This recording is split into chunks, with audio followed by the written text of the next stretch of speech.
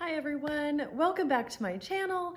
Today we are talking about my 2025 goals, and I'm mainly having a heavy slant on my writing because right now that is at the forefront of my mind. That is what I'm trying to build and bring more of success into my life around this area. So, oh gosh, I saw that present back there and it totally scared me. So I have some goals written on here. I'm not quite sure if you can see them, but this is my writerly type goals. I do like to plan, of course, and I like to stretch myself. I like to have something that I'm looking forward to, that I'm working on in 5 areas of my life. And I like to call those my 5 pillars, and this is just one of them. So my health is very important to me. That's number 1. And number 2 is parenting. I have my 2 little girls. They mean the world to me, and being a good parent is at the top of my list. My purpose is really what my writing is, and being out here on YouTube, I want to put my writing into the world. I feel like that is one of my main purposes here, to bring kind of inspiration and joy to other people. And then I have my spirituality, which is very personal to me. I usually don't talk about this very much, but now I've kind of opened myself up to that here on YouTube. And then my 5th pillar is my marriage. That is very important to me as well. So I know there are so many other areas that you can dive into. So if you're not really sure, look on Pinterest for some vision board ideas, and I guarantee you will get a whole list of them. Back to my writerly goals. I looked over my 2024 goals like you saw in my last video, if you've seen it, a recap of how my year went. And when I was revisiting those goals, I noticed a main flaw in them that I'm going to improve on this year. And that is I didn't make them measurable. And I noticed that on my vision board also. It's like, yes, these pictures are nice, and these are things that I want, but how am I gonna know that I reached those goals without having milestones? So this year I am improving on that, and I'll share some of them with you. My number 1 thing is I want to publish 3 books. So 2 of those books are revamps. I have my recovering project that I have new books for. And you know what? I have not been showing you that. So hang on a minute. Let me show you some visuals.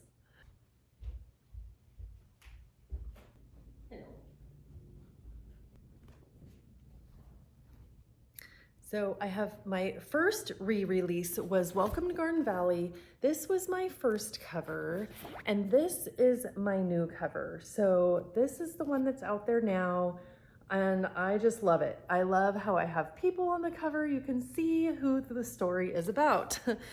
And that's my personal preference. My second book that came out, this is a re-edit. It came out in November. Coping with Yarn. This was the first cover, and this is the redone cover. So I again have somebody on the front and then somebody on the back also. And then my next one comes out in January, and I cannot find the first cover. Let me see, hold on. Nope, I took it down. So I've been running around the house trying to find it, but this is the one that's coming out in January. And I'm very excited about this. This is a Valentine's story, so that's what all of the hearts are about. Now I have to remember where I was, but we were talking about publishing 3 books. 2 of those are gonna be like this, where I have the new covers, and then 1 new one that has not seen anybody's eyes yet. And that will complete my recovering project. I'm very excited about that. I'm very excited to kind of move on and have fresh new books out there. My next one is to build my Facebook community a little bit.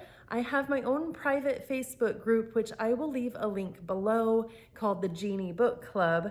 And I have not been giving this as much attention as I thought I was going to, because I kind of got this spark for YouTube, and now I've been doing YouTube videos and kind of putting my focus on that. But I have, look, a measurable goal of 200 people. And then my newsletter, I kind of move along and then I'm like, oh my gosh, when's the last time I've done a newsletter? So I want to be a little bit more cognizant of that and do 3 a month. Now, you'll notice that I'm not saying 1 newsletter a week because I have not been able to maintain that at all this year. Maybe if I get 2 a month, I'll be lucky. So I'm not gonna come out and say 1 a week when I know that I haven't been able to do that. So I put 3 per month and I said build to 800. I'm at 350 now. And I think that's attainable because I use some I use BookFunnel and I get a lot of new subscribers with my free book, Winter in July. Next is YouTube. And let me tell you, I've just been loving being on YouTube more. I thought I wasn't gonna like having like my face on the camera and everything like that and being on camera. And I know I talk really slow. I don't have the best voice out there, whatever, but I'm here and I'm not watching my videos all day long. But I am thinking about making videos and I have a lot of ideas. So I want to build this community here because I am having so much fun with it. And it does feel like I'm able to kind of spread my word this way and what I want to do. So I have some goals for subscriber goals. Good is 500, better 750, and best is 1,000. Everybody wants to meet that 1,000 mark and I'm no exception.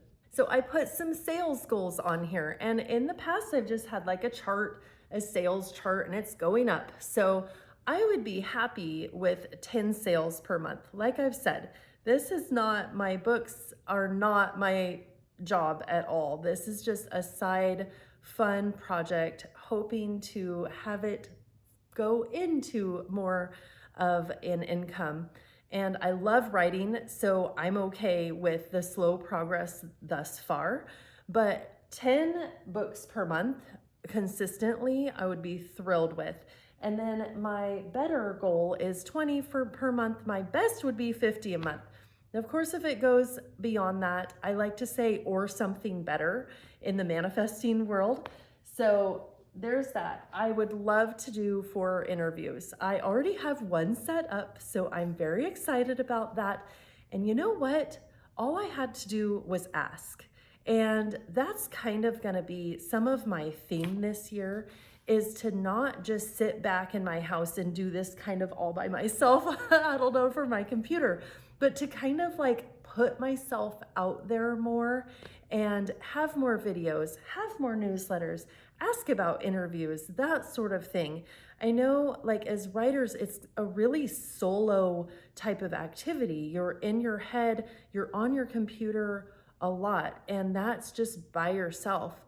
And going out there, I'm not an introvert, but at the same time, it is kind of hard for me to sell my books. And I'm getting over that. I'm getting over that hill. Some other like side projects or side like goals are, I need to start reading again. I need to read 1 book a month. And even if I did 1 book a quarter, that would be an improvement for what I'm doing now, because I'm not reading anything except for my own work and anything that I need to for work or for like my kids' school. So that's gonna be a stretch for me.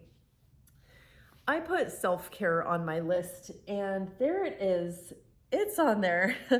And I put something like a spa 3 times next year just to like get a facial, or one thing that I like to do for self-care is stretching at night. And I've been doing that. My cats love it. They come and join me. My kids come and join me. My husband even sometimes joins me. This self-care thing is a little bit hard for me because I just want to go, and sometimes I'm like, nope, I in and out of the shower in 5 minutes, and then I've got to hurry up and brush my teeth. And I'm like, no, those sorts of things I need to take my time with. So I'm gonna stop babbling. The last thing I have on this list is to complete 2 courses, and I'm a part of Shelby Lee's Creative Content Club. I always mix those around, so those might need to be mixed. I'll try and put the link down below. I am an affiliate for that, just fair, to be open about it.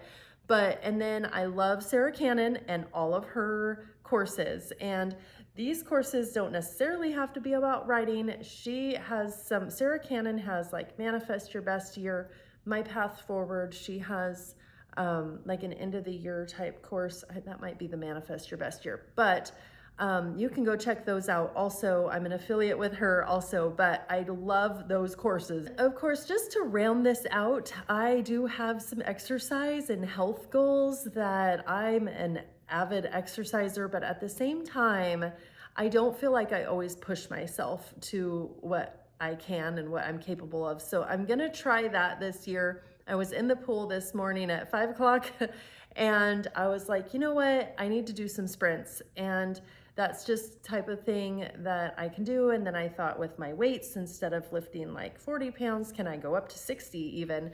So I want to kind of push myself there. I want to do a couple of lake swims this year. I've talked about that a little bit. I can take you with me if you're interested. And that's kind of it. So last year I loved that I put my goals in my Auraline astrology planner. You can check out my links on these. And if you use my code, you get 10% off. I love these. I have them right in the beginning. And last year when I was doing my 2024 recap, I thought, oh my gosh, where did I have those? Did I have them on the computer and some files or written down? I put it in my astrology planner right in the beginning. So I did the same thing this year and I'm like, good job. Good job. I didn't have to go hunting for them. Let me know also if you're a planner, if you like to set your goals like this and what they look like. I'm really curious. I genuinely want to know what you're shooting for in 2025. So until next time, bye.